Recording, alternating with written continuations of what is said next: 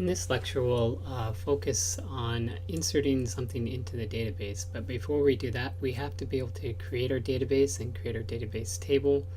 And then within our PHP code, we need to make a connection to that database. And then we'll focus on inserting a new user into our database. Now, hopefully before you watch this video, you've learned how to create yourself a database and get it set up on the machine you're using to develop. And also would have learned how to log into or get access to your database through phpMyAdmin. Once you have access to phpMyAdmin, you should be able to see your table that you created over here on the left side of phpMyAdmin. Just click on your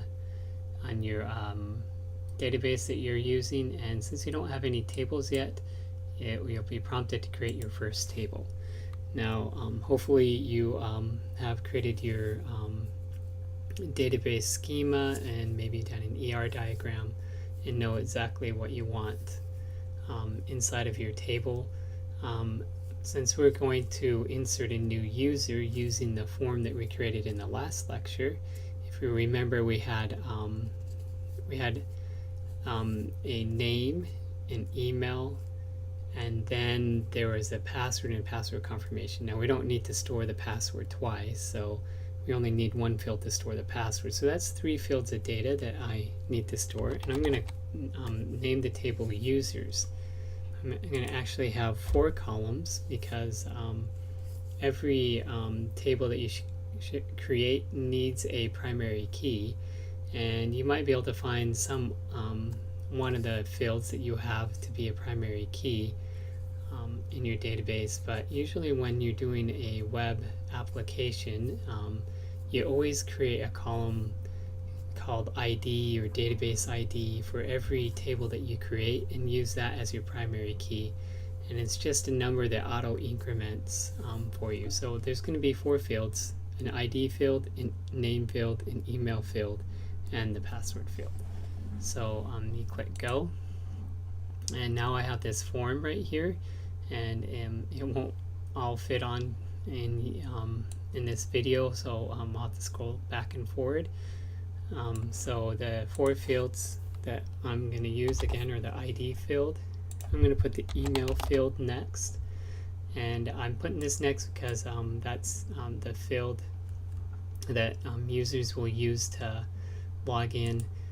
They'll just use their email to log in, and then they have their name, and they also have their password.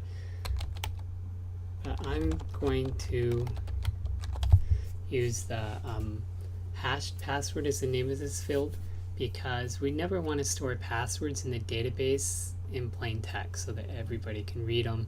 If someone were to get access to the database, they'd have everyone's passwords, and a lot of people, they'd have their email and password, and a lot of people tend to use the same passwords on several sites, so you might give away a lot more information than you want to. So you always want to hash up your passwords. So we'll talk about that more later on, but those are the 4 fields. So now let's talk about the ID field. We want the ID field to be an integer, so it's going to be a number. On the attributes, we can make this an unsigned number because we're not going to have any negative numbers. It's going to be our primary key, so we're going to create a primary index on it. And this little checkbox AI stands for auto increment. That means the first record that we insert into this database will be given an ID of 1. The next one could be given an ID of 2, and then 3, and then 4, and then 5, and so on. So that's the ID field. The email field will be a varchar. We'll give people 200 characters to type in their email. If they have more than 200 characters in their email, then they're going to have a really hard time telling people their email and stuff. So 200 is probably pretty safe. And we're also going to make this field unique so that we can't have 2 accounts with the same email. what that since there's a unique constraint on it, it won't let us insert another record into the database that has the same email as someone that's already been inserted in. It'd be hard to log someone in like that. If there are two users with the same email, we'd have to check two different passwords. So this is a really good constraint to have. And their email, their name, we'll just give them 200 characters, and people might have the same name, so we'll just go ahead and keep that the same. And their hash password, we have varchar, and we'll give this 40 characters right there. And now that we've done all of that right there, if we forgot a column as we're doing this, we can always add a column. And again, I recommend laying out your full database schema with primary keys and foreign keys before you start creating tables. We'll save this table, and now we'll see that we now have this users table within our database. I call my database test. You might want to name yours something that has something to do with your final project that you're going to do. You can click on that. There's no rows in there. This is a way to see what's in the database, so phpMyAdmin will be your friend to help you debug. So if you want to see if it worked, if you're inserting a user in, you can always browse it. And then right here is the structure of your database right here, so you can just check to make sure everything is the way you want it to. Right here we have the ID, the email, the name, and the password. The ID is an integer that auto increments right there. And if you click this indexes right here, you should see that we have a primary key on the ID and another index on our email right there. Now, one thing to keep in mind is that we're going to use all of these names, including the name of the table that we just created and the name of the columns. We're going to use those in our code, and they have to be exactly the same, spelled exactly the same, and whether we have uppercase or lowercase letters will be important. So if I used uppercase letters in these names, like a capital E here, a capital N there, then I'd have to use uppercase letters in my code. Also, my table name is all lowercase right here. So that does matter whether you have an uppercase or a lowercase table name. So it's all really important. So since I don't want to have to track down a lot of bugs, I just fall back to always using all lowercase no matter what. So it's consistent with what I did in the forms video as well. I just use all lowercase, that way I don't have to worry about uppercase or lowercase. And if I ever see anything that's uppercase, then I know I did something wrong. So if you have uppercase letters in your field right here, you can edit them, or you can use them and try to remember to change them in your code as you go. And one more thing to remember is when we go to add a table for another entity, we want to add the table into the same test database or the same database that you're using. You don't want to create a database for each table. One database can hold several tables, so for your entire project you should just have one database. You don't have to create several databases. Okay, so now what we need to do is connect our PHP code to our database. What that really is just calling a couple of functions to tell PHP which database to use when we go to run queries on it. So the two functions are called MySQL Connect, and how we want to fill this out is the first parameter here. I'm putting localhost here, and you want to do the same, and that's because the MySQL server, database server, is running on the same machine as your web server, or at least it usually is. So when you say localhost, that just means the same computer that you're on. So if you do have a site that gets a lot of hits, you might want to split that up and run the database on another machine, one computer, and run the web server on another one, and then this MySQL Connect would need to point to the other machine where the database is running. The next parameter is your database username. So when you created your database, you were also prompted to create a database user. This isn't the name of the database, this is the name of the user that you gave permission to use your database. So it usually starts off with your machine login name, and then it has an underscore, and then the name of the database that you created. And the last one is the password that you created for that right there.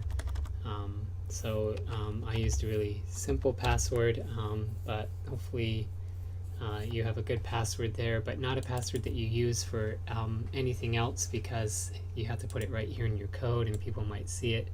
Just a password that's used to protect the database only.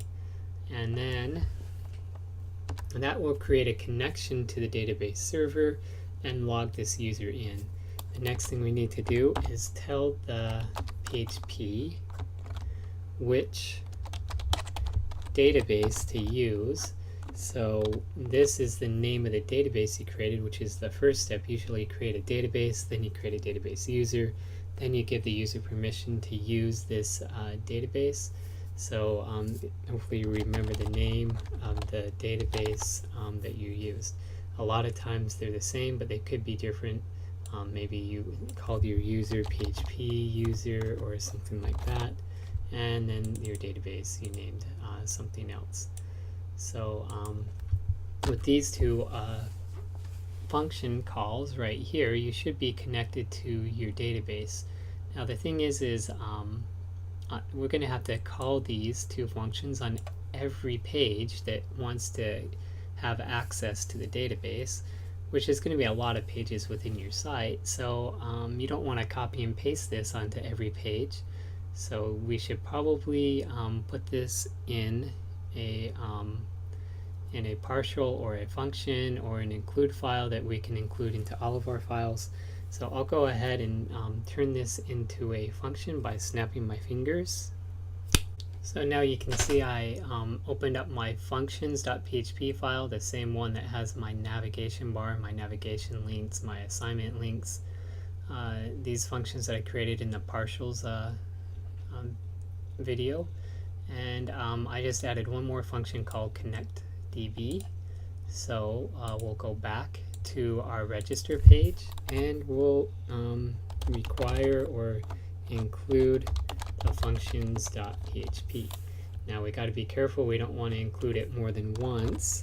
So since we already included the header file, this header file might include the functions.php as well. So this require once, we'll only include it if it hasn't been included before. And in fact, if we open up the header file, we can see that it did include the functions in there. So if I didn't do the require once, I would have gotten an error. So back in this register page right there, we've included the functions.php, and now we need to call that function, which I call connectDB. Right there. So if we've done everything right, we should be able to refresh this register page, and we won't see, and we shouldn't see any errors if we mistyped our password or didn't quite make a good connection to the database. Then PHP should warn us about that. So I don't see any errors, so hopefully everything is still working the way it's supposed to. So now that we have our connection to our database, we're ready to insert the information from the form into the database. So I'm going to do this right after my validations right here, so I know that everything is valid. And by the way, I should have more validations here, because remember that I put a limit on the length of their email at 200 and their name at 200 characters. So we really should make sure that their name and their email are less than 200 as other validations here. but I'll leave that as an exercise for you to do, so you don't have to. It's just creating more of these so that we could get on to inserting stuff into the database. And to insert stuff into the database, well, we want to make sure that we still have a valid post. So if we don't have a valid post right here, then we don't want to continue inserting stuff into the database because we want them to correct the stuff that's invalid. So after we have a valid post, we start writing a SQL query. So just like PHP is a program that writes an HTML page, PHP is also going to be a program that writes SQL queries that we can run on our database. So that's how we're going to insert stuff into our database. So insert into, and the name of my table, and remember the name of my table is users, all lowercase, right here. And so we go insert into users, and then we have a list of columns. So the list of columns that we have is we have the email, the name, and then we also have the hashed password. And if you have any other columns or fields that you added in, you'd want to add those here. Now again, these are case sensitive, so they have to match up with exactly what we created in phpMyAdmin. Okay, so after this comes the values part, and now what we want to do is put in our values, and the way that we want it to look is if we had an email, we put the email here, and then with a comma in between them, and notice we have these quote marks, and then of course the name comes next, and then maybe the password here. So we want these values right here to come from the data that was submitted in the form. But when we're all done, this is what our insert statement should look like. Insert into users, and then email, name, hash password, and the values. The value for the email, it will be here. The value for the name will be here, and the value for the hash password would be here. So hopefully you have some familiarity with SQL. We're just using PHP to create a string that contains a SQL statement. So when we're all done, we should be able to print out or print out onto the screen the SQL query and see it on the top. And so of course we'll only see it after they submit their information.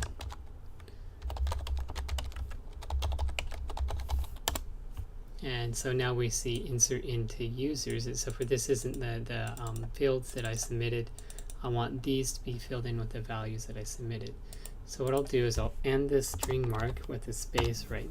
I'll end this string right there, and then we'll we can add the opening parenthesis right there. We still need to add the closing parenthesis, but on a new line we'll concatenate on. Remember the dot equals is like a plus equals with math, except for this means add on to the end of this string. And now what we want to add on is a quote mark. So we need a single quote mark, and then we'll concatenate on to that $_post email address right there, and then concatenate on another quote mark, single quote mark, and then put a comma in between like that. So let's make sure we have that right. And I know I have something wrong because you could see that my echo turned green and stuff. So I have a beginning quote mark, ending quote mark. I forgot the ending quote mark right there for email, and then beginning double quote mark, ending double quote mark, and these two quote marks are to put quote marks in the actual string. So we'll save this and we'll refresh.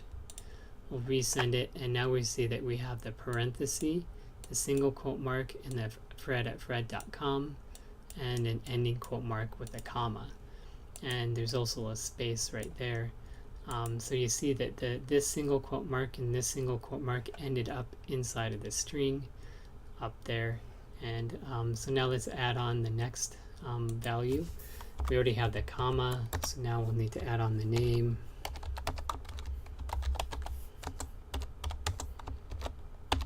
So pretty much the same thing as the line before.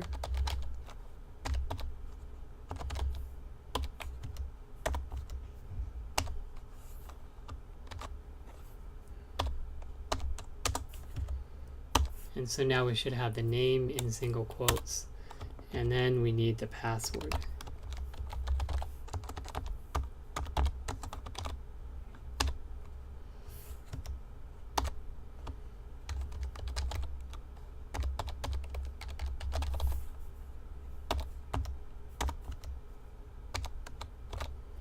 And since this is the last field, we'll just close it up, and we won't put another comma, we'll put the closing parenthesis that matches up with this opening parenthesis right there.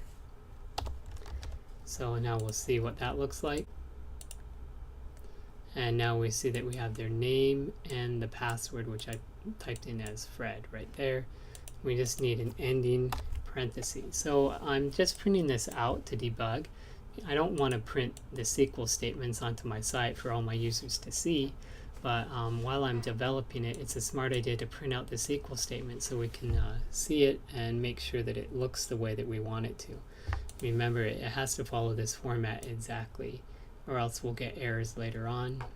And one more thing that we need to do is, remember I said we don't want to store passwords in plain text, so we shouldn't see Fred come out here. We should see some hash. So how can we hash that up? Create a variable called hash password, and there's a function called sha1, and we'll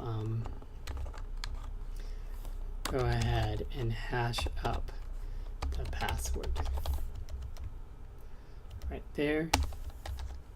And then instead of this right there, we'll just put $hashed password.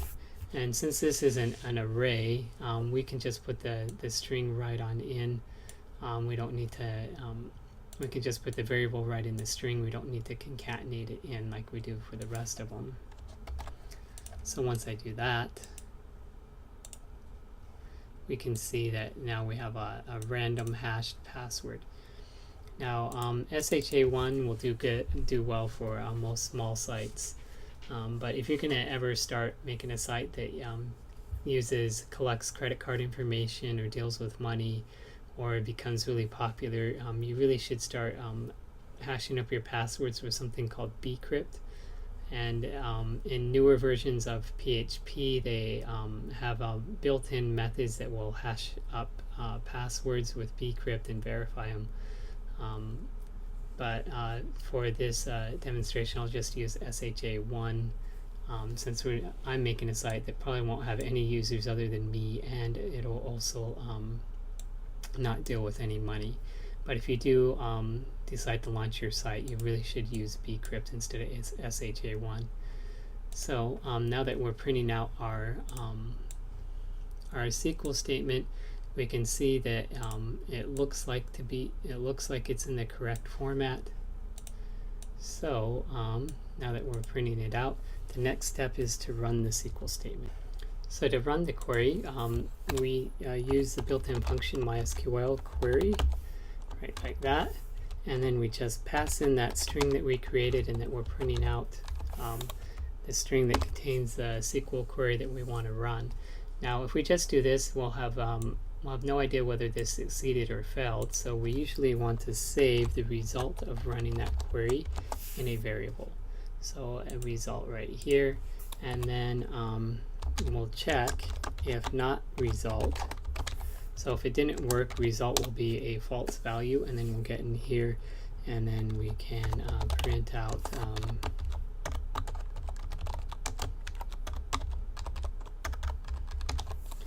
the MySQL error right there. And there's also another function called MySQL error and MySQL error prints out the error that would have happened on the last query that we ran. So if we ran a query and it didn't work, then it'll print out the error that happened because of that query. So I'm putting a line break in here so it shows up on its own line. So now we'll save this, we'll refresh it one more time, and we didn't see any MySQL error, so we can assume that this worked. So we'll pull up PHP MyAdmin again, and we'll click on this browse link right here, and we can see that we have one row in our database. Notice the ID got auto assigned to row 1 because it's the first row that I entered in, and I have my email, and I have my name, and then I have my hash password, so it all worked. So just to show you what would happen if it didn't work, let's say that we accidentally forgot a comma in there. So there should be a comma after each one of these fields. Let me refresh this one more time. And notice we have a MySQL error now. Column count doesn't match value count. And then when you see something like that, you need to really look at this SQL statement. And again, I would print it out so you can see what it really looks like. Really look at this SQL statement and make sure it follows the right format. So it can be really hard to see that you missed a comma right in between there. So we'll fix that. And now we'll try running this again. So remember, we already have inserted this into our Database1, some user with Fred at fred.com. So if we try to resubmit this, now we're going to get a duplicate entry. Now this means that everything is fine with the SQL statement. The only problem is Fred at fred.com is already registered in our database. So as we can tell, so we can't insert two users with the email of Fred at fred.com. So how can we do that? What I'm going to do is I'm going to comment out this line. Now leave it in there because as you're developing this, if anything goes wrong, you're going to want to see the MySQL error. But since I'm pretty sure that this SQL statement is going to work, as it's already worked once and I know it's going to work, now the only reason why it won't work, I'm just going to assume that the reason why it doesn't work is because they're trying to register with an email that's already been taken. So that's just an assumption. If I want it to be more thorough, I can take this MySQL error, I can save it as a variable, and I can look for some sort of duplicate entry inside of it and see if it really is a duplicate entry or not. But for now, I'll just comment out the error. If you guys get some sort of error and it's not working, make sure that you put this back in. So now this is just like another validation. It's no longer a valid post because they're trying to register an email that's already been registered. And so now we can add on to my error string email already registered.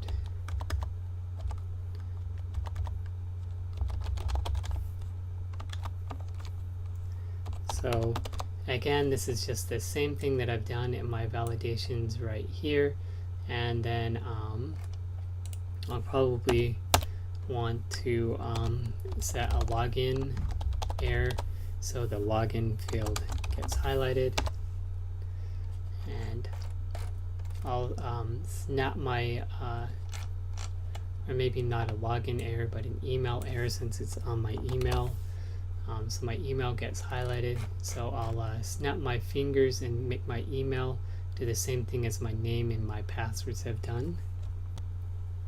So now if I have an email error, I'll turn the email label red right there. So I just copied and pasted this from here, and I could have copied it from here as well. and then changed it to an email error and made sure that my label stayed as email. So now that I've done that right here, so just to review, everything is valid. We're trying to insert them into the database. It doesn't work, and I know it doesn't work, so there's some error with my SQL statement. And a lot of you might have an error in your formatting, like you missed the comma, and then you'll just but you'll keep going on with this and have this commented out, and then you'll think, well, that user isn't registered, the email isn't already taken. How come it's telling me it's already taken? So if that's the case, make sure you're uncomment this line so you can print out this SQL error. And so now that we have this, let's see how it works.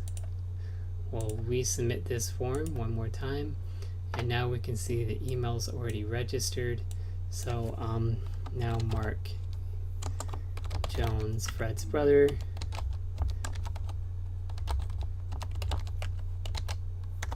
can register for this page. And now pulling up PHPMyAdmin, we'll click browse again, and now we can see that we have Fred and Mark in here. And one more time, if Mark Jones tries to register again, you'll see that the email is already registered. So now we're making sure that only one user per email gets entered in. By the way, this error gets generated because we put a unique constraint on the email. So if you're not getting that, you might want to check your database setup and make sure you have an index on your emails to make it unique. So now the last thing that I'll do is just clean this up.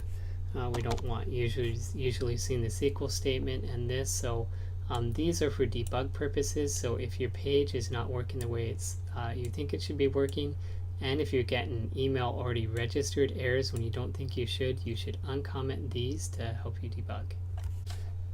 And now just to register one more,